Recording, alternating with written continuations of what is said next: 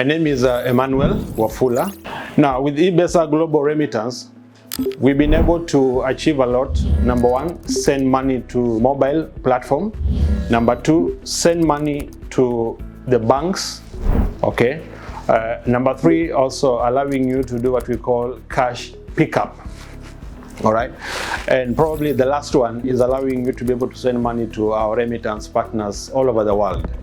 Now, let me first of all start with sending money outside Somalia.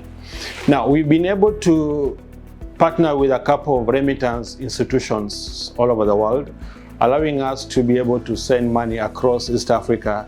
Just to mention a few countries, in this case, let's talk about Kenya, Tanzania, Uganda. We have Ethiopia, we have the likes of South Sudan, we have the likes of Rwanda, Burundi, Congo, South Africa, and Malawi. Just to mention a few countries for you, whereby eBesa allows you to be able to send money to those particular countries. We also have you as a customer being enabled to send money to the banks. For example, let's say in Kenya, you are now allowed to send money to all the banks in Kenya. Just to mention also, we have also the likes of the country like Uganda, allowing you to send all those, your monies to those particular banks in Uganda.